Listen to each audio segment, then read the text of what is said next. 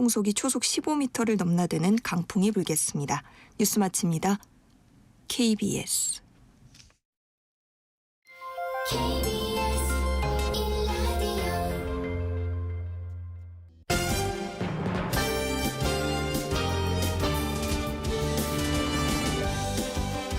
KBS 1라디오 신성원의 오늘 세계는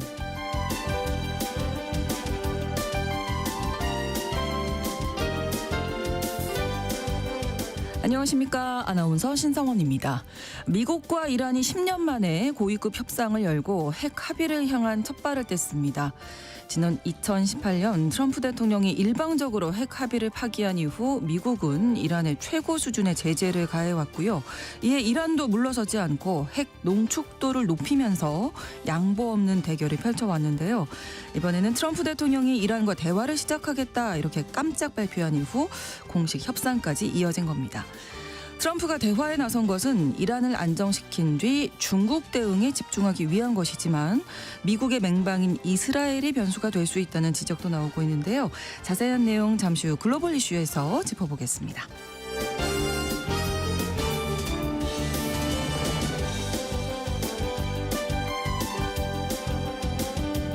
오늘 주목할 국제사회 뉴스 헤드라인 뉴스와 키워드로 정리해드립니다. 통신원 취재 수첩은 카자흐스탄 소식 전해드립니다. 요즘 카자흐스탄에서는 지역사회 주민들이 스스로 금주 운동을 펼치면서 일명 술 없는 마을이 늘고 있다고 합니다. 이슬람 국가인 카자흐스탄에서는 당연히 술을 마시면 안 될 텐데 어떻게 또 이런 마을이 생긴 건지 통신원 연결해서 알아봅니다. 4월 15일 화요일 KBS 1라디오 신성원의 오늘 세계는 시작합니다.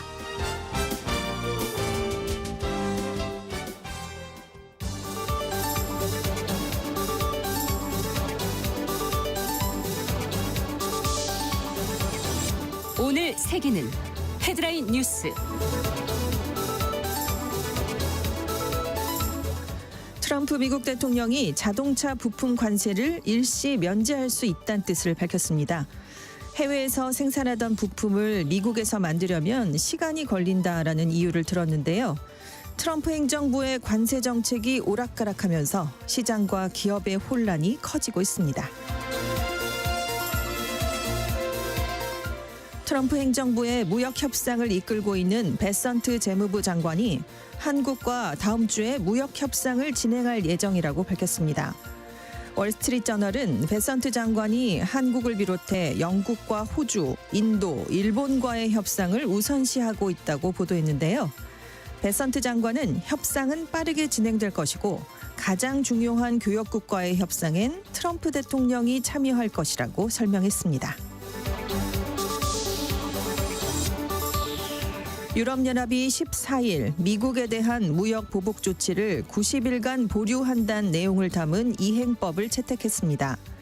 이유는 미국의 철강과 알루미늄 관세에 대응하기 위해 당초 15일부터 단계적으로 보복 조치를 시행할 예정이었는데요. 법안 통과로 보복 조치가 15일부터 7월 14일까지 90일간 미뤄졌습니다.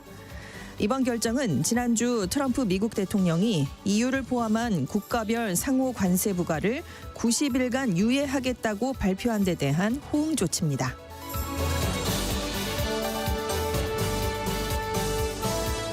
헝가리가 성소수자의 권리를 제한할 수 있는 내용을 헌법에 명문화했습니다.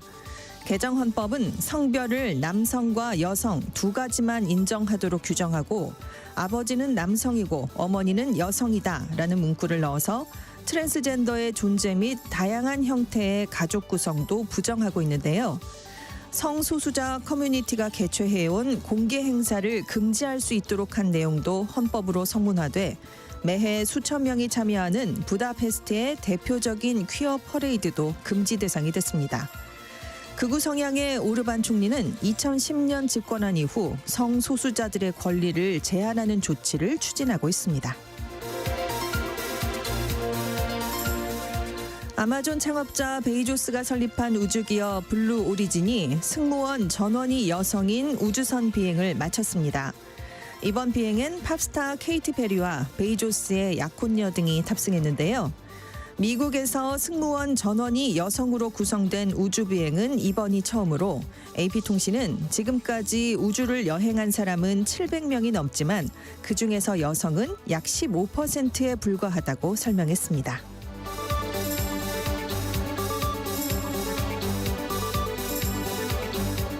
오늘의 헤드라인 뉴스 외신캐스터 전주현 씨가 전해주셨습니다. 이번에는 키워드로 정리한 국제사회 소식 살펴봅니다. 첫 번째 키워드 이랬다가 저랬다가 왔다 갔다 이거 사이세. 그렇습니다. 제가 이거 불러드리면 좋은데. 아니 아무튼 이게 가사에만 나오는 줄 알았더니 그러니까요. 지금 트럼프 미국 대통령 행보가 딱 이렇습니다. 네네. 이번에는 자동차와 차 부품에 대한 관세를 면제할 가능성을 나타냈는데요. 자고 나면 제일 먼저 확인을 하고 있습니다. 제가 오늘은 그러니까요. 또 무슨 예. 얘기를 뒤집었을까. 오늘 그리고 이렇게 소식을 전해드렸지만 내일 또 어떻게 바뀔지 그렇습니다. 모르는 그런 상황이죠. 그래서 이제 오늘 새벽에 한시적으로 관세 면제 조치를 검토하는 특정 물품이 있느냐라고 기자들이 물어봤거든요. 네. 그랬더니 자동차 기업들을 도울 방안을 모색하고 있다.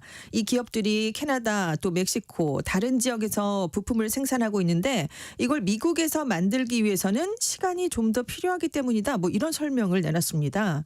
그런데 트럼프 대통령이 앞서서 2일부터 수입산 자동차에 25%의 관세를 발효했고요. 다음 달 3일부터는 엔진과 변속기, 파워트레인 같은 핵심 차 부품에 대한 관세가 발효될 예정이었습니다. 그런데 트럼프 대통령이 지난달에 자동차 관세를 발표하면서 영구적이다 이렇게 몹쓸을 박았었거든요. 네. 근데 자동차 관세가 발효된 지 한 2주 만에 자동차 부문 관세를 일부 면제할 수 있다라는 얘기를 또 내놓은 겁니다. 그래서 아무래도 관세 때문에 자동차 가격이 급등할 수 있다라는 미국 내 우려가 커지면서 일부 자동차 부품에 대해서 관세 유예안을 저울질하고 있는 게 아니냐 이런 분석이 나오고 있는데요. 네. 이외에도 또 스마트폰도 관세부가 예외 대상이 될 수 있다 이런 뜻도 시사를 했습니다. 지금 전자제품 상호관세 면제 조치와 관련해서 전날에 직접 자기가 나서서 관세 예외를 내가 발표한 적이 없다. 강경하게 대처한다 이랬었거든요. 네. 근데 하루 만에 또 얘기를 또 바꾼 겁니다. 그러면서 하는 얘기는 이렇습니다. 나는 매우 유연한 사람이기 때문이다라고 강조를 하고 있는데요. 하지만 미국의 대통령이 관세 정책을 이렇게 수시로 바꾸면서 시장, 기업, 미국의 교역 상대방 모두 관세발 불확실성 때문에 큰 혼란을 겪고 있는 상황입니다. 네. 그러니까 트럼프 대통령 전략이 이렇죠. 일단 관세 폭탄을 터뜨립니다.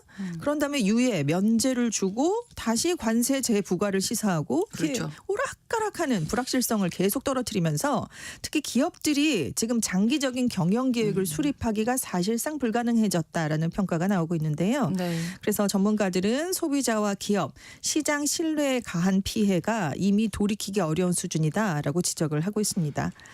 아무튼 트럼프 대통령 자기가 일으킨 관세 전쟁 때문에 미국 주식, 국채 투매 같은 금융시장에 큰 파장이 일어나고 네. 월가 거물들이 나서서 경기 침체 온다고 경고를 그렇죠. 하니까 네, 지금 관세 정책에서 자꾸 후퇴하는 모습이 나오고 있거든요. 그래서 자기도 관세 정책의 방향을 잃은 게 아니냐 이런 비판이 나오고 있는데 네. 지금 트럼프 대통령이 가장 지목하고 있는 상대는 중국인데요. 그렇습니다. 이 중국을 압박하면 우리 뜻대로 좀 나와주겠지라고 했지만 그렇지 중국이 않거든요, 굉장히 지금. 강하게 지금 관세 뭐 조치 예. 히토류 수출 같은 그 맞불을 놓고 있거든요. 네.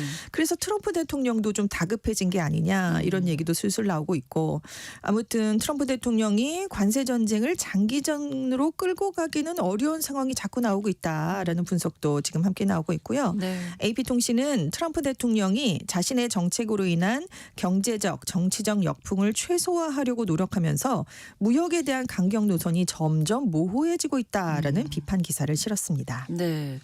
그러고 나니까 이제 손에 손 잡고 두 번째 키워드인데요. 그렇습니다. 네. 이건 이제 중국이 이제 대응책을 내놓으면서 네. 주변 국가들과 좀 손을 잡고 있는 모습을 보여주고 있는 건데요. 미중 관세 전쟁이 지금 혼선을 빚고 있는 가운데 갈수록 중국이 얻는 반사이익이 더 커지지 않겠느냐라는 분석입니다. 네. 지금 전 세계적으로 다 반발을 할 수밖에 없는 상황이 되면서 중국이 반미 전선을 구축하는 데 명분을 주고 있다는 건데요. 특히 유럽연합 같은 미국과 아주 가까운 냉방들마저 친중 행보를 보이고 있어서 시간은 중국 편이다라는 분석이 있었는데 여기에 힘이 실리고 있는 상황입니다. 네. 그래서 시진핑 중국 국가주석이 14일부터 18일까지 베트남, 말레이시아, 캄보디아 이렇게 동남아시아 3개국 순방길에 올랐는데요. 올해 처음으로 해외 순방에 나섰는데 그곳이 바로 동남아 3개국입니다.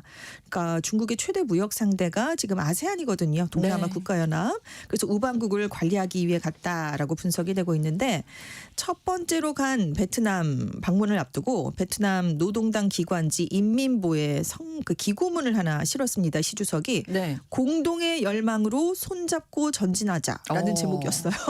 예. 그래서 양국이 공급망에서 더 긴밀하게 협력을 하자, 협력을 확대하자 뭐 이런 내용인데요. 사실상 미국의 관세 부과에 함께 대항하자라는 취지로 해석이 되고 있습니다. 그렇죠. 그리고 이제 무역 전쟁과 관세 전쟁에는 승자가 없다, 보호주의에는 출구가 없다라고 이제 미국을 겨냥한 메시지를 내놨는데요. 이게 대응 기조 계속 싸우겠다라는 그런 중국의 기조를 이어가겠다는 의지를 나타낸 것으로 분석이 되고 있습니다. 네. 자, 이제 동남아 3개국에 이어서 시 주석이 7월에는 EU와 또 정상회담을 합니다. 이미 중국과 EU는 EU의 중국산 전기차에 대한 고율 관세 폐기 협상을 하자라고 합의를 한 상황이고요. 네. 그래서 지금 중국이 아무래도 이렇게 나올 수밖에 없는 배경에는 트럼프 일기 때 이미 무역 전쟁을 겪었거든요. 그렇죠. 아, 이렇게 계속 나가면 안 되겠다라고 교훈을 얻어서 그 이후에 대미 수출 비중을 많이 낮췄습니다. 2018년만 해도 19.2%였는데 2023년에는 14.8%까지 내려갔거든요. 네. 그래서 중국 경제금융연구소가 대미 수출이 중단이 된다고 해도 중국은 국내 총생산의 56%에 달하는 내수를 5%만 올리면 대응이 얼마든지 가능하다 이런 분석을 내놓기도 했습니다. 네. 그리고 중국은 미국산 수입품을 자국이나 다른 국가 상품으로 대체할 수가 있습니다. 여러 나라가 있거든요. 그렇죠. 근데 미국은 좀 힘들어요. 왜냐하면 2022년 기준으로 532개의 주요 제품군을 중국에 의존하고 있는데 이게 2000년과 비교했을 때 4배나 많아진 규모이기 때문입니다.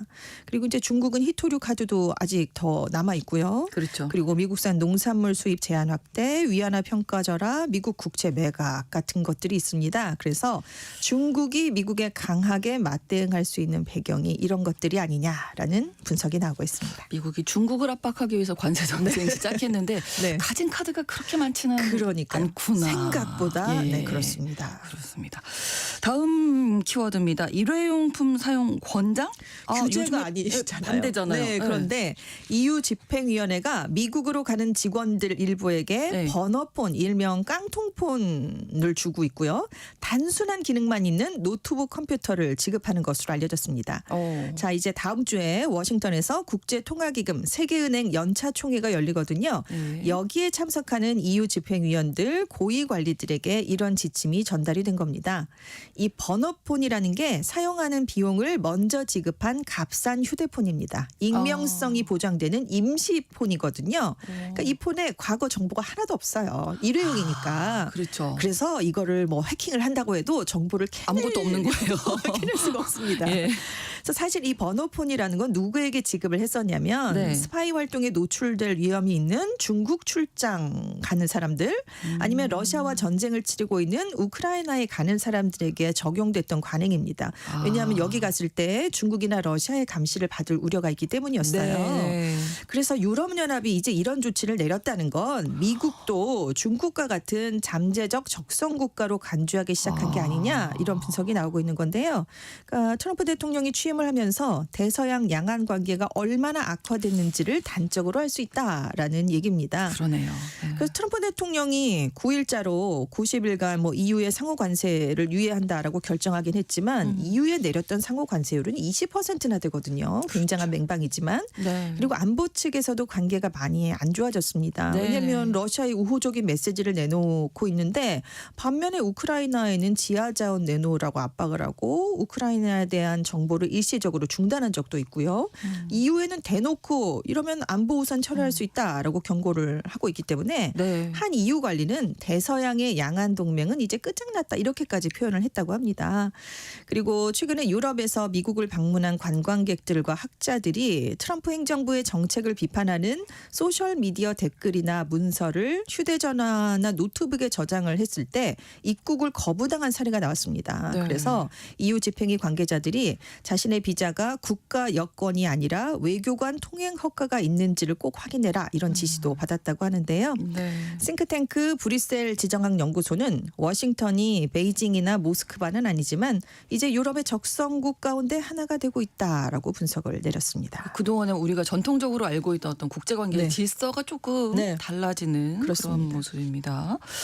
다음 키워드 장악당하지 않겠다. 하버드 대학이 내놓은 메시지인데요. 네. 지금 트럼프 행정부로부터 미국 대학들이 반이스라엘 시위에 적극적으로 대응을 해라. 다양성 프로그램을 해체해라. 이런 요구를 받고 있습니다. 그런데 하버드 대학이 14일자로 정부의 간섭이 대학의 운영과 학문적 자유를 침해한다면서 정책을 변경하는 걸 거부하겠다라고 공개적으로 밝혔습니다. 네. 그래서 지금 미국 대학들 중에서 첫 번째로 나온 공개 저항이다 이런 얘기가 나오고 있는데요. 앨런 가버 하버드대 총장이 학교 구성원들에게 보낸 메시지에 이런 내용이 담긴 겁니다. 어느 정권이 집권을 하든 정부가 사립대학에 무엇을 가르치고 누구를 입학시키고 채용하며 어떤 연구를 해야 될지 지시를 해서는 안 된다. 하지만 지금 연방정부는 하버드 커뮤니티를 통제하기 위해서 전례 없는 요구를 하고 있다라는 비판 메시지를 쏟아냈습니다. 그래서 정부가 언급한 일부 요구는 반이스라엘주의에 대응하기 위한 거지만 대부분은 하버드의 지적 환경에 대한 직접적인 정부 규제에 해당을 하기 때문에 우리는 독립성을 포기하거나 헌법상 권리를 포기하지 않을 것이다라고 얘기를 했는데요. 네. 연방정부가 앞서서 지난달 31일에 하버드대에 압박을 가했습니다. 돈줄을 이제 쥐고 압박을 가한 건데 그렇군요. 총 90억 달러 우리 돈으로 13조 원에 달하는 연방 보조금과 각종 계약을 전면 재검토하겠다 이런 얘기를 통보를 했었거든요. 그러니까 하버드대가 반이스라엘 성향을 제대로 통제하지 못했다라는 이유를 들었는데요. 그래서 하버드 대학이 그 반이스라엘 성향을 보인 일부 그 직원들을 그 주요 직책에서 경질을 했었습니다. 그러니까 이제 정부 요구에 순응한다라는 비판을 또 크게 받았었는데 네. 아무튼 11일에 정부가 또 한 번 더 구체적인 요구사항을 학교에 전달을 하니까 이제 하버드 대학이 반기를 들고 나선 겁니다. 그래서 지금 정부의 요구를 이제는 수용하지 않겠다라고 답변을 한 건데 네. 그런데 이제 또 다른 동부의 명문 컬럼비아 대학은 거의 다 수용을 했거든요. 그 그렇군요. 연방 보조금 삭감 위협을 받으니까 그래서 네. 굉장히 다른 행보다라는 얘기가 나오고 있는데 아무튼 하버드 대학이 지금 선봉에 섰기 때문에 네. 프린스턴대, 펜실베이니아대 등 트럼프 정부의 표적이 되고 있는 전통 명문 대학들이 이제 하버드의 뒤를 이어서 잇따라 정부에 반기를 줄 수도 있다라는 분석이 나오고 있습니다. 그렇죠. 하버드가 시작을 했으니까요. 네, 그렇습니다. 예. 자, 다음 키워드 한국 여행 필수 구매품. 우리가 어느 나라를 가면 그 나라에 가서 꼭 사와야 맞아요. 될 구매품들이 있는데요. 네네네. 지금 일본인들 사이에서는 우리나라를 여행 갔을 때 꼭 사가야 되는 필수 구매 뭘까요? 품목 중 하나 쌀이랍니다. 쌀이요? 네, 쌀입니다. 쌀. 일본에서 작년 여름부터 쌀값 폭등 현상이 발생했는데 이게 네. 지금까지 해결이 안 되고 있어요. 그래서 최근에 한국을 찾은 일본인 관광객들이 한국에서 쌀을 구매해서 귀국합니다라고 SNS에 인증하는 사례가 늘고 있는 건데요. 일본인 A씨가 최근 자신의 SNS에 일본 쌀이 비싸서 한국에 여행 온 김에 한국에서 쌀을 사서 돌아가기로 했다라면서 한국에서는 쌀 10kg이 4,000엔 약 39,900원인데 일본 쌀 가격의 절반밖에 안 된다. 이런 글을 올렸습니다. 그래서 백미 4kg, 현미 5kg을 구매해서 가셨답니다. 네. 당연히 검역소를 거쳐야 됩니다. 그렇죠. 네. 네네. 근데 검역 절차를 통과하는 게 생각보다 어렵지 않았다. 오히려 어려웠던 건 쌀이 너무 무거웠다. 그러니까 쌀 10kg. 이렇게 무거운 건 안 사가잖아요. 네. 너무 네. 무거운데요. 아무튼 일본 SNS에서는 비싸진 쌀값에 분노하는 일본인들의 글 그리고 한국에서 쌀을 사서 일본으로 가져가는 방법 뭐 이런 글들이 지금 좀 호응을 많이 얻고 있다고 합니다. 네. 그래서 한국에서 쌀을 수입해서 팔아도 일본 쌀보다 저렴할 텐데 이런 반응들이 이어지고 있다고 하는데 그렇다면 어느 정도이냐? 그러게요. 네, 14일자로 발표된 정부의 발표를 보니까 지난달 일본 전국 소매상의 쌀 쌀 5kg 평균 가격이 전주와 대비해서 100원, 우리 돈으로 100원 정도 오른 우리 돈으로 약 42,000원이었다고 합니다. 5kg이. 네, 근데 1년 전보다 2배가 뛴 가격이래요. 그러니까 이걸 비싸긴 하네요. 지금 체감을 할 수밖에 없는 상황이고, 일본이 작년 여름부터 지금 10개월 동안이나 이런 일이 벌어지면서 네. 일부 학교 급식에서는 쌀밥을 제공하는 횟수가 줄어드는 현상까지 나타나고 있거든요. 일본 정부가 그래서 비축미를 2번이나 풀었습니다. 그런데도 쌀값 급등세가 지금 잡히지 않고 있는 상황입니다. 네, 그 무거운 쌀 10kg을 낑낑대고. 수화물 또 초과되잖아요. 그럼요. 네. 예, 그럼에도 비용도 그래도 싸다는 그렇습니다. 거죠. 네. 알겠습니다. 다음 키워드인데요. 세제를 쓰지 않는 세탁. 이게 가능한가? 친환경인가 이게 보다. 세탁인가요? 네.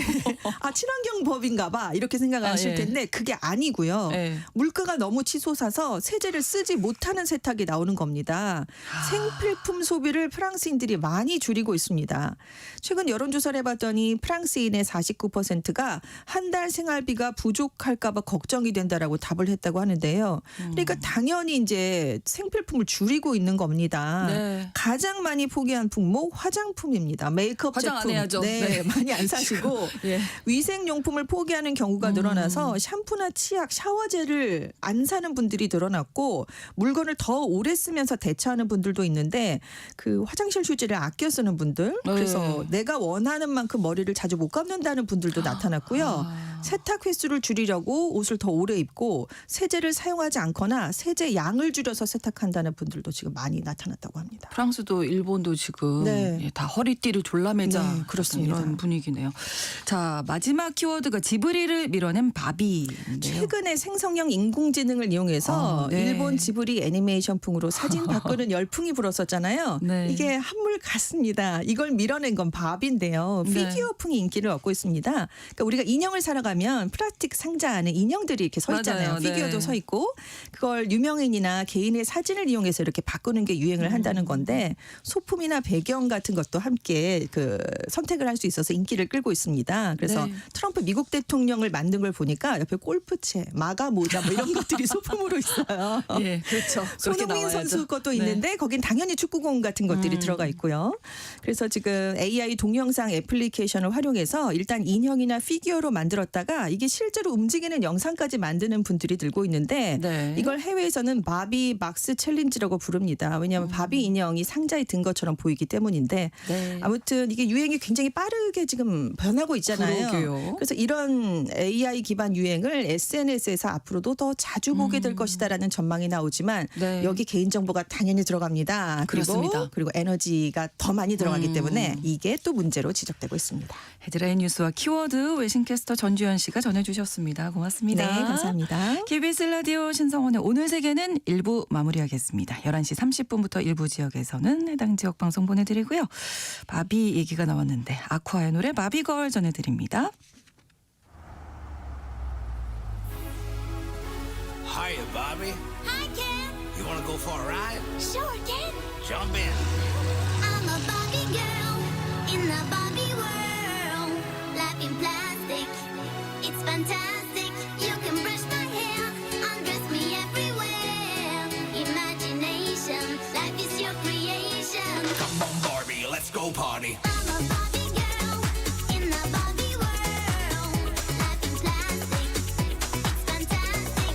You can brush my hair, undress me everywhere. Imagination, life is your creation. I'm a blonde single girl in a fantasy world. Dress me up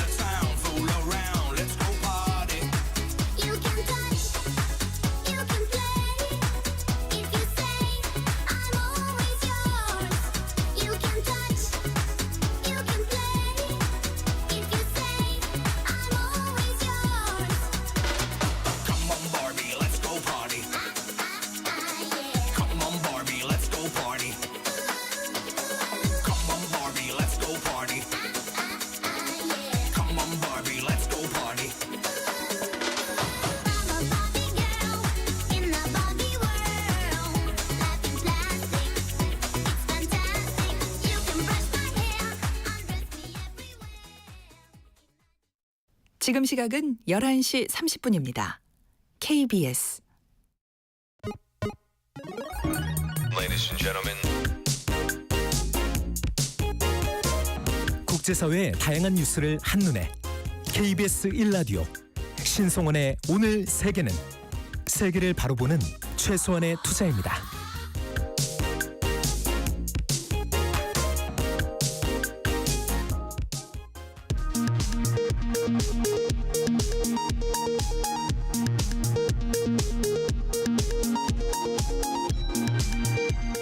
이 시각 라디오 정보센터 뉴스입니다. 국민의힘 권성동 원내대표가 당 일각에서 제기되는 한독수 권한대행 차출론과 관련해 한 권한대행은 국민의힘 대선 경선에 출마하지 않는다고 오늘 밝혔습니다. 더불어민주당이 오늘 하루 후보자 등록을 받고 이번 달 27일 후보를 선출하는 대통령 선거 경선 일정을 확정했습니다. 이재명, 김동연, 김경수 후보 3파전 구도가 사실상 확정됐습니다. 국민의힘이 오늘 대선 경선 후보 등록을 마감하는 가운데 1차 관문인 4강 경쟁이 본격화하고 있습니다. 김문수, 홍준표, 한동훈, 안철수, 나경원, 유정북, 이철우, 양향자 후보 등이 경쟁하고 있습니다. 윤석열 전 대통령의 내란 우두머리 혐의 형사재판이 어제 본격 시작됐습니다. 첫 재판에서 검찰은 윤 전 대통령이 국헌 문란의 폭동을 일으키려 했다고 공소 사실을 설명했고 윤 전 대통령은 직접 마이크를 쥔 채 재판부가 제지할 때까지 93분 동안 반박에 나섰습니다. 신안산선 공사 현장 붕괴 사고가 난 지 닷새째 아직 구조되지 못한 실종자 1명에 대한 구조 작업이 오늘도 계속되고 있습니다. 그러나 약해진 지반 때문에 2차 사고 우려도 있어 수색이 쉽지 않은 상황입니다. 미국 에너지부가 한국을 민감국가 명단에 올린 조치가 오늘부터 발효될 것으로 보입니다. 이에 따라 당분간 한미 간 과학기술 및 연구 협력에 차질이 빚어질 수 있다는 우려가 나옵니다. 지금까지 라디오 정보센터 뉴스 정원나였습니다.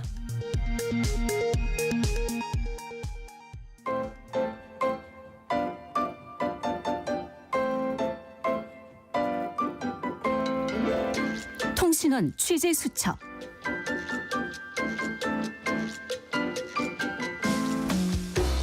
통신원 취재 수첩 오늘은 카자흐스탄 알마티로 가보겠습니다. 김상욱 통신원 연결되어 있습니다. 안녕하세요. 네, 안녕하세요. 네, 카자흐스탄에서 요즘 금주 운동이 확산되고 있다고요? 네, 그렇습니다. 카자흐스탄에서 주류 판매를 금지하는 지역이 늘고 있습니다. 네.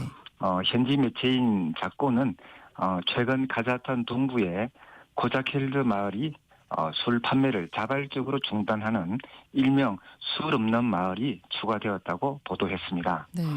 이날 술 없는 마을 공식 시정식에는 지방행정과 또 지역경찰 그리고 마을 대표들이 참가했는데요.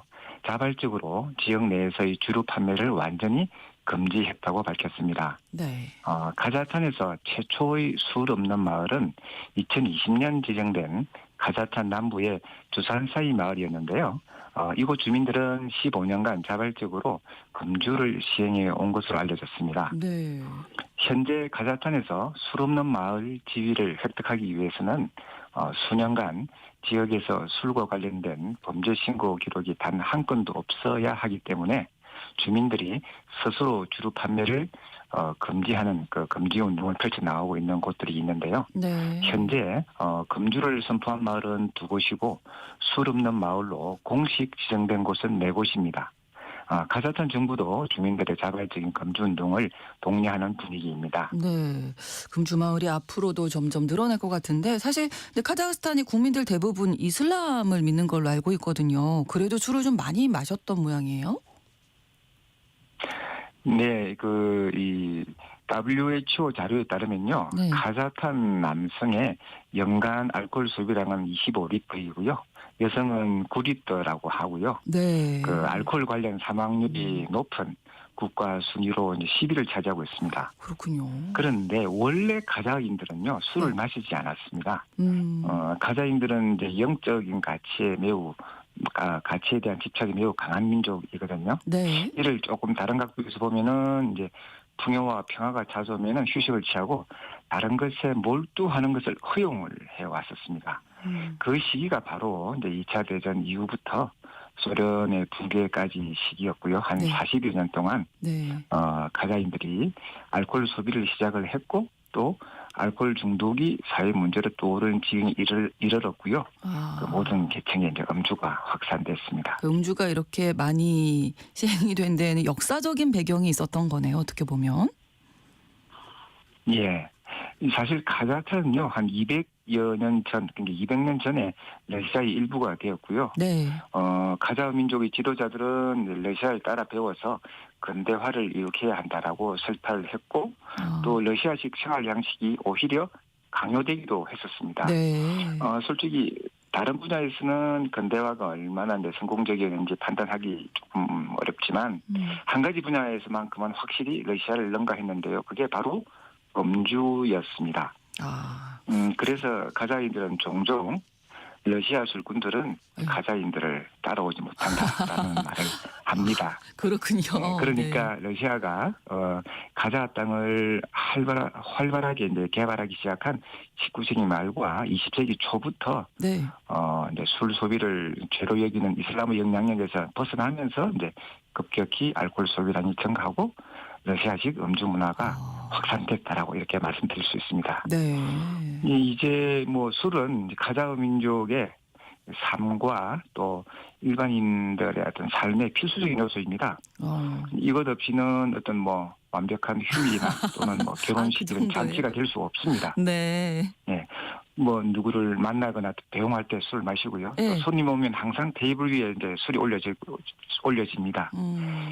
심지어는 손님들은요 요리가 없다라는 건 용서할 수 있지만 보드카가 없다라는 건 용서하지 않는 어떤 이런 분위기입니다. 그렇군요.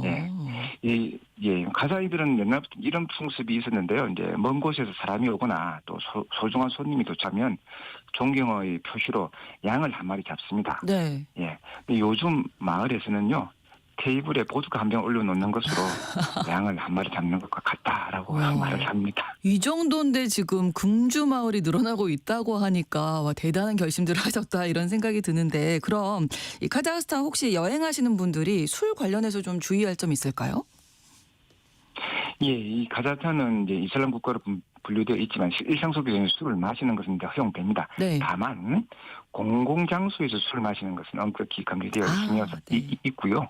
또 이를 어기면 벌금이나 또 이 구금으로 이어질 수 있으니까 조심하셔야 합니다. 그런데 이 취한 행동을 해도 마찬가지입니다. 그래서 이 공공장소라는 것은 뭐 거리, 뭐 광장 이런 건 당연하고요. 예. 기차역이 굉장히 중요한데 기차역이나 또 뭐 스포츠 시설, 문화 공연장, 대중교통 이런 것들이 다 공공장소입니다. 그렇죠. 예. 그래서 예. 그리고 또 하나 이제 주의해야 할 것은 가자흐스탄에서는 술집이나 레스토랑 같은 데서 뭐 하루 24시간 술을 마실 수 있습니다만은 슈퍼마켓 등 가게에서 이제 술을 사실 때는 시간 제한이 있다는 것을 명심해야 됩니다. 그러니까 그 맥주 같은 알코올 함량이 30% 미만인 음료는 오전 8시부터 오후 11시까지만 이제 살 수 있고요. 네. 그리고 좀 도수가 있는 술, 보드카나 위스키 같은 이런 30도 넘는 술은 오전 이제 정오부터 저녁 9시까지만 이제 구매가 허용됩니다. 자정부터 아침에는 새벽 시간에 살 수 있는 거군요. 네. 새벽에는 못 산다는 거죠. 못 사는 거예요? 오전 12시니까 예, 정오부터 저녁 9시까지만. 그러면 오전에 10시나 11시쯤에 가게에 가면은 술을 못 산다는 오후 겁니다. 12시네요. 그럼 12시부터. 그래서, 네. 예. 그래서 이제 뭐 밤에 숙소로 갈 때 뭐 가게에서 술을 살 수 있을 거라고 이렇게 생각하는 분이 있을 수 있는데요. 그거 안 되는 거네요. 가자흐스탄에서는 살 수 없습니다. 네, 알겠습니다. 그래서 이제 뭐 당연히 여행 때 과음은 주의하셔야 되지만요. 그럼요. 네. 이 방문 국가에서 주의할 점 이런 걸 좀 알아두시길 사전에 부탁을 드립니다. 알겠습니다. 공공장소에서는 술 드시는 거 안 된다는 거 꼭 기억하셔야 되겠네요. 오늘 소식 고맙습니다. 네, 감사합니다. 카자흐스탄 알마티에서 김상욱 통신원이었습니다.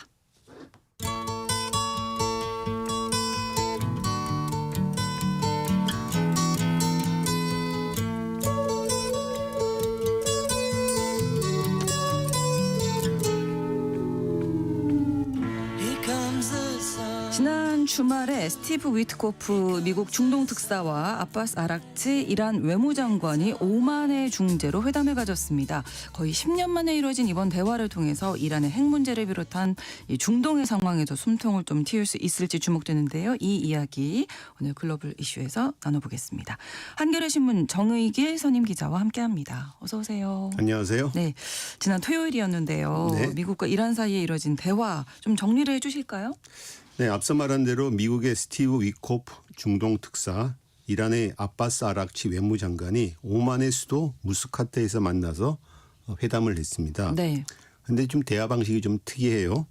양쪽 대표가 별개의 방에서 대기하고 네. 바드르 빈 하마드 알부사이드 오만 외무장관이 왔다 갔다 하면서 이들의 말을 중계하는 방식이었습니다. 간접 대화였죠. 아, 이렇게 전해주세요 하면 이제 전달이 네. 되는 거군요. 이번 회담은 도널드 트럼프 미국 대통령이 지난 2월 초 이란 최고 지도자인 아야톨라 알리 하메네이에게 서한을 보내서 2개월 시한을 제시하면서 대화하자. 만약 이번 대화를 해서 합의가 안 되면 우리는 니네를 공격하겠다. 즉 니네의 핵무기 제조를 중단하지 않는다면 핵 프로그램을 중단하지 않는다면은 네. 군사 행동을 할 수도 있다. 이렇게 위협과 협박을 했었습니다. 그렇군요. 이란은 물론 협박과 경고로는 우리를 굴복할 수 없다고 말하면서도 전략적으로 검토할 것이다라고 대응했어요. 그런데 트럼프가 지난 7일 백악관에서 베냐민 네타냐후 이스라엘 총리와 만난 자리에서 이란과 직접 대화할 것이다라고 불쑥 발표해 버렸어요. 네. 전격적인 발표였죠. 그런데 이에 대해서 이란 쪽은 직접 대화가 아니다. 우리는 간접 대화한다. 하면서도 결국 대화 재개는 인정을 한 거죠. 네. 그에 따라서 결국 12일에 12일에 대화가 열린 거죠. 그렇군요. 회담 이후에 뭐 어떤 평가가 나오고 있습니까? 나쁘지 않습니다. 양쪽 모두 회담을 긍정적, 건설적이다 이렇게 평가하고 있습니다. 네. 후속 회담도 합의했다고 합니다. 네. 오는 18일 로마에서 네. 후속 회담이 열린다 합니다. 아락치 이란 외무장관은 회담 뒤 이란 국영 텔레비전과 회견에서 첫 만남으로서는 매우 평화적이고 존중하는 분위기였다. 그리고 그런 분위기에서 열린 건설적 회담이었다. 네. 어떠한 부적절한 언어도 사용되지 않았다. 이런 말을 했어요. 여기서 중요한 포인트가 어떠한 부적절한 언어도 사용되지 않았다. 이 말입니다. 그렇죠. 이 말은 무슨 말이냐면은 그동안 미국 쪽이 특히 트럼프 대통령이 합의하지 않으면 군사공격할 거야. 계속 협박과 경고했는데 이런 말 안 했다는 거죠. 미국 쪽이. 그렇죠. 그 자리에서는. 네. 백악관도 성명을 내고 대화는 매우 긍정적이고 건설적이었다. 그리고 위코프 특사가 대화와 외교를 통해서 양쪽의 적의를 해소할 지침과 사명을 가졌다. 네. 그래서 이런 문제는 매우 복잡한데 위코프 특사가 오늘 직접 대화를 함으로써 상호이익인 결과를 이뤄냈는데 아주 한 걸음 나아갔다. 아주 긍정적으로 평가를 했습니다. 의례적으로. 네, 근데 대화 방식이 아까 간접 대화라고 말씀을 해주셨고 네. 오만 외무장관이 이제 중간에서 말을 네. 건넸다. 네. 이란도 그 점을 강조하는데 네. 지금 얘기한 바에 의하면 미국은 직접 대화라고 했네요. 그렇죠. 네, 일단 이란 쪽 입장을 살펴볼 필요가 있습니다. 네. 이란 쪽은 국내 강경파들을 의식해서 미국과 직접 대화하는 모습을 피하려고 합니다. 그동안 우리가 미국과 많이 대화해봤는데 결국 안 됐는데 또 그러냐. 그래서 일단 자존심이죠. 이란으로서는. 네. 양쪽 대표들이 만난 사진조차도 찍지 못하게 했습니다. 근데 미국 쪽에는 이 트럼프의 결단으로 대화한 것이니까 직접 대화가 격에 맞는다 이렇게 이제 하고 사실상 이렇게 표현한 거죠. 네. 물론 이제 오만 외무장관을 사이에 둔 대화이나 내용적으로는 거의 직접 대화에 가깝다고 봐야 됩니다. 네. 또 회담 시작 때 직접 만나서 대표들이 직접 대화를 나누기도 했습니다. 각마다. 그리고 네. 또 이런 대화는 또 알 수 없기 때문에 회담 끝나고 나서 뒤로 비공식적으로 뒤로 돌아가서 그럴 얘기할 수도 수도 있을 건 있고요. 발표 안 하는 거니까요. 네. 자, 사실 이번 회담 오기까지 미국과 이란 사이에 뭐 트럼프 대통령과 이란 사이에 여러 가지 또 갈등이 많았었잖아요. 그렇습니다. 네. 근데 이란은 지난 2015년 미국 등 안보리 상임이사국 5개국에다가 독일 그리고 유럽연합 등이 포함된 쪽과 자신의 핵 개발과 관련한 국제 핵 협정을 맺었습니다. 네. 이른바 포괄적 공동 행동 계획이라는 것입니다.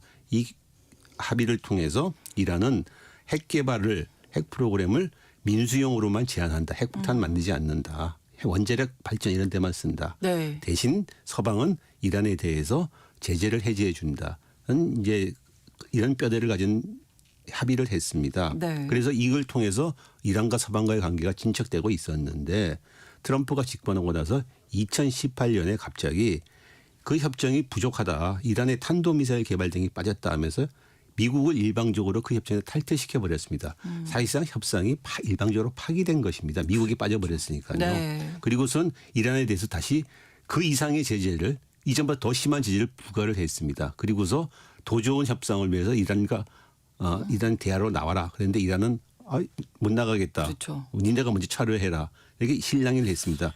그 와중에서 이란은 오히려 핵 프로그램을 진행해 버렸습니다. 포괄적 행동 계획에서는 이란의 우라늄 농축은 순도 3.67%에서 300kg만 보유할 수 있었는데 네. 그 협정이 파기고 난데 이란은 족쇄가 풀려버렸으니까는 마음껏 이 우라늄 핵 프로그램을 진행시켜 버린 겁니다. 그래서 네. 현재 우라늄 농축 순도가 60%에 달하고 그런 우라늄이 275kg이나 보유하고 있다고 국제 원자력 기구가 지난 3월에 평가했습니다. 네. 이런 우라늄은 이론적으로는 6개의 핵폭탄 제조가 가능한 것입니다. 그리고 이란은 지금의 이 농축 우라늄을 무기급 농축 우라늄, 즉 순도 90%의 농축 우라늄으로 전환시키는 데는 일주일 정도면 충분하다고 합니다. 그렇군요. 물론 핵폭탄을 만들려면 장치를 만들어야 되기 때문에 이란의 지금 과학기술 수준으로 봐서는 1년에서 한 18개월 정도가 걸린다고 합니다. 네. 하지만 조악한 장치라면 6개월 안이라도 만들 수 있다고 그냥 뚝딱 합니다. 만들어 버릴 수도 있다. 그렇습니다. 예. 그리고 오히려 트럼프는 그 협정을 깨버리고서 도전 협정을 맺겠다 그랬는데 이란의 핵 프로그램이 더 진전돼 버렸고 중동의 분쟁이나 갈등 상황은 악화된 거죠.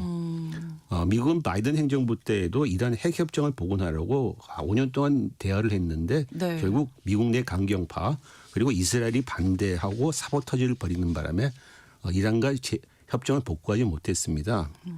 트럼프는 이제 대집권하고 나서 자기가 일기 때 못했던 이른바 더 좋은 협정을 맺기 위해서 최대한 현재 압박을 하면서 갑자기 이제 대화를 표명을 한 거죠. 네. 일기 때의 그 실패를 반복하지 않겠다는 다짐인 것 같습니다. 네. 그러다 보니까 이런 상황이니 이제 미국으로서는 먼저 대화를 제의를 하게 될 수밖에 없었네요. 어떻게 그렇죠. 보면. 네. 트럼프는 일기 때 이 협정을 그 이른바 포괄적 공동 행동 계획을 파기하고서 네. 또 위대한 협정 맺을 수 있다 공언했는데 앞서 말한 대로 협정도 못 맺고 이란의 핵 문제는 더 심각해졌죠. 그렇죠. 네, 트럼프는 일기나 지금 중동에서 미국의 개입을 축소하고 네. 이란의 그 중동의 분쟁 상황에 발을 빼야 되고 그리고 중국과의 대결에 집중해야 되는 과제가 있습니다. 그런데 이란과의 핵 문제가 해결 안 되면 미국의 중동 개입이나 중동에서 분쟁 가능성은 해결될 가능성이 거의 없습니다. 지금 이란이 그 대결이 중동 분쟁의 핵심이기 때문에 네. 트럼프는 그동안 계속 자기가 전쟁을 시작하는 대통령이다 하고 자화자찬했었는데 이런 식이라면 중동에서 분쟁이 더 격화될 가능성이 있죠. 따라서 이번에 최대한 압박을 하지만은 지난 일기 때 실수를 반복하기 위해서 잽싸게 대화도 표명하는 네. 전환하는 이런 입장을 보여준 거죠. 네. 이제 결과가 좀 중요하겠는데요. 네. 대화가 시작이 됐으니까 네. 긍정적인 결과로 이끌어질 수 있을까? 어떻게 네, 일단은 예상하시는지. 관측통들이 나쁘지 않다고 보고 있습니다. 네. 트럼프와 미국은 그동안 이란에 대해서 요구하는 게 많았습니다. 네. 이란이 핵 프로그램을 완전히 해체해버려야 된다. 그리고 미사일 프로그램을 완전히 폐기해버려야 된다. 그리고 이란 중동 지역에 있는 이란의 프락시 지금 이른바 대리 세력들 헤즈볼라니 무슨 네네. 이런 무장 세력들 시리아 아사드 정부니 네. 해서 지원을 중단해야 된다는 아주 큰 조건들을 내걸었어요. 크게 세 가지를. 근데 이런 조건은 이란은 절대로 받을 수 없다고 계속 얘기를 해왔죠. 그런데 이번 회담에 앞서 트럼프와 위코프는 이란이 핵무기를 제조하지 않도록 하는 것이 미국의 진정한 협상선이다. 이런 바듬라인이라는 표현을 썼죠. 그래서 이렇게 말했습니다. 그렇다면 이건 상당히 긍정적인 신호죠. 이란은 그동안 줄곧 우리는 핵무기 개발 안 한다. 민수형이다. 이렇게 말을 해왔고 네네. 또 실제로 국제원자력기구도 이란이 아직까지 핵무기 제조 단계로 들어선 건 아니다. 이렇게 말을 해왔습니다. 그래서 이란이 핵무기 제조 단계로 접어들지 않았다면은 이란과 미국 사이에서는 결국 이란의 우라늄 농축이나 사찰 문제를 가지고 협상할 수 있다는 얘기죠. 이란도 그동안 이란의 입장에서도 보자면 또 그동안 미국이 제재를 봉해서 상당히 자기들의 경제가 이제 목졸림 데다가 좋지 않았죠. 지난 네, 2년 네. 동안 거의 1년 반 동안 가짜 전쟁으로서 이스라엘과 미사일을 주고받으면서 상당히 피해를 많이 봤습니다. 그리고 무엇보다도 이스라엘이 가짜 전쟁을 과정에서 이른바 헤즈볼라라고 하는 이란의 그 중동에 있는 이란의 최대 대리 세력을 갖다가 완전히 거의 괴멸시켜 놨습니다. 네. 상당히 피해가 컸습니다. 이란으로서 손발이 거의 많이 묶인 상태입니다. 그래서 이란도 미국과의 타협이 상당히 절실하죠. 특히 이란으로서는 오히려 트럼프와의 협상이 좋은 측면도 있습니다. 바이든 네. 행정부에서는 이란 내 의회 내에 있는 대이란 강경파들 그걸 이스라엘이 계속 반대하고 비토를 놨습니다. 그런데 이번에 트럼프는 사실은 의회를 다 장악하고 있는 데다 이스라엘 어느정도 제어하는 모습을 좀 보여주고 있죠. 네. 그래서 트럼프에서 미국과 1대1 협상을 통해서 신속하게 협상을 타결짓는 것이 유리하다고 보는 거죠. 트럼프의 미국 역시 신속한 타결이 중요합니다. 그래서 트럼프는 회담 뒤인 14일 이런 말을 했습니다. 우리는 이란에 대해 매우 신속히 결정할 것이다. 이런 말을 했습니다. 이례적으로. 네. 이 말은 무슨 말이냐면 매우 신속히 결정할 것이다. 이 뜻에는 이란에 대한 폭격이나 대화 포기를 신속하게 결정하겠다. 이런 뜻은 당연히 아니겠죠. 그렇죠. 네네. 즉 이란과의 대화에서 신속한 일괄 타결을 위한 결정을 낼 것이다. 우리가 이렇게 받아들여야 되겠죠. 상당히 일단은 좀 긍정적인 신호라고 봅니다. 네. 뭐 미국으로서도 이란으로서도 다 이 대화가 절실하게 필요했다. 네, 그렇습니다. 예. 네. 뭐 조금 좋은 분위기로 가지 않을까 싶은데 여기에서 가장 큰 변수, 뭐 걸림돌 어떤 앞서 말한 게 대로 있을까요? 이스라엘입니다. 이스라엘이군요. 네. 이란에 대해서 현재 가장 강경한 태도를 그렇죠. 보였고 네. 비이란과의 대화를 반기지 않는 쪽은 이스라엘입니다. 당연히. 그런데 문제는 트럼프가 이번 대화를 지난 7일 베냐민 네타냐후 이스라엘 총리와 만난 자리에서 불쑥 얘기를 한 거잖아요. 발표를 네. 했습니다. 표정 안 좋아졌죠. 표정 안 좋아졌고 사실은 잘 몰랐던 거죠. 네. 그만큼 트럼프는 이스라엘이 아무리 반대해도 미국은 이란과 대화하겠다는 상당히 의지를 보이고 그 자리에서 이런 물먹였다고 볼 수 있죠. 베냐민 네타냐후를 네. 뭘 그전에 살짝 얘기는 했을 수도 있겠죠. 뭐. 근데 그래서 이번 회담이 트럼프가 네타냐후를 억누르고 제어하면서 진행하고 있는 것을 보여주었고 이스라엘의 반대와 사보타지를 트럼프가 돌파할 것이다. 이런 시사를 보여주고 있습니다. 네. 하지만 이제 이스라엘이 워낙 그동안 보여줬던 행태가 저기 상당히 예상 불가죠. 뭐. 예상 불가이기 때문에 어떻게 네. 나올지는 알 수가 없습니다. 이스라엘 지난 2015년 이란 국제협정 그걸 트럼프가 2018년에 깼을 때 사실상 배후였습니다. 그리고 줄곧 미국과 이란의 대화를 방해해 왔습니다. 네. 이 트럼프와 이란과의 대화 발표 뒤 네타냐후는 또 이런 말을 했습니다. 수용할 수 있는 유일한 타결책이라는 것은 결국 이란이 핵 프로그램 폐기에 동의하는 것이다. 그리고 이것은 무엇을 의미하냐면 미국의 감시와 실행하에서 우리가 이란으로 들어가서 그 핵시설을 날려버리고 모든 장비를 폐기시켜 버리는 것이다. 이런 말을 했습니다. 상당히 강경한 말이죠. 이게 그러네요. 이렇게 우리가 직접 눈에 봐서 깨부시지 않는 한 못 받아들이겠다는 거죠. 그런데 믿지 이걸 못하겠다. 이란이 받아들일 이유는 절대로 없죠. 그렇죠. 네. 어쨌든 네타냐후 이스라엘은 만약에 트럼프가 이번에도 이란의 핵 프로그램을 민수용으로만 한정하는 과거 협정을 반복한다면은 네. 그 특유의 도발을 갖다가 배제할 수는 없을 것 같습니다. 그러니까 네. 일방적으로 이란을 폭격한다는 등의 방식으로 판을 깰 가능성도 배제 못하는 거죠. 그렇군요. 네. 일단 다음 회담이 이번 주말이죠. 19일에 이탈리아 로마에서 열린다 이런 뉴스가 나오고 있는데 결과 어떻게 전망하십니까? 일단 양쪽 모두 시간 끄기를 원하지 않는 것 같습니다. 네. 특히 트럼프는 2개월 시간을 제시했기 때문에 그래서 앞서 말한 대로 트럼프는 이란에 대해서 매우 신속한 결정을 내릴 것이다. 이렇게 말했습니다. 뭐 그대로 일단 할 것 같아요. 그래서 일단 로마 회담을 거친다면은 일단 잠정 합의가 나올 수 있지 않을까 이렇게 조심스럽게 관측종들은 보고 있습니다. 네. 이란이 일단 우라늄 농축을 중단하고 네. 또 핵사찰을 더 많이 허용해주고 대신에 미국은 그동안 최대한의 압력 정책에서 가했던 제재 중 일부를 해제하는 방식으로 그렇죠. 일단 성과를 일단 보여주고서 회담을 계속 진행해가는 방식이 아닐까. 왜냐하면 앞서도 말한 대로 양쪽이 지금 타결이 되게 그러니까요. 절박한 상황입니다. 네, 트럼프는 네. 이란과 협상을 타결하지 못하면 일기 집권 때처럼 그렇죠. 집권 내내 중동에서 별 성과 없이 미국의 개입을 유지하고 군사와 분쟁과 갈등을 휘말려야 되고 네. 이란도 이걸 타결 못한다면 이스라엘의 위협 등에 봉착하면서 군사 분쟁에서 벗어날 수 없기 때문이죠. 그래서 양쪽이 일단 성과를 보여주고는 협상을 지속하는 방안이 유력해 보입니다. 네. 두고 봐야 되겠죠. 트럼프로서는 이란과 협상의 진전을 보여준다면 자신의 재집권 이후 최대의 대정책 성과가 그러네요. 가시적인 성과가 네. 되는 것입니다. 아마 놓치지 않으려 할 것 같습니다. 여기서 또 이른바 쫑난다 표현이죠. 네. 넘어가면은 너 말만 해놓고 뭐 했습니다. 예. 성과를 좀 얻고 싶어하는 우크라이나 트럼프의 지금 입장도 종전 있겠죠. 협상도 사실은 시작은 했지만 빨리 결과가 안 나오고 있으니까요. 그렇습니다. 지켜보죠. 이번 주말 글로벌 이슈 한겨레 신문 정혜길 선임 기자와 함께했습니다. 고맙습니다. 감사합니다. 제퍼슨 스타쉽의 카운트 온 미 전해드리면서 신성원의 오늘 세계는 마치겠습니다. 내일 4시 뵙겠습니다. 고맙습니다.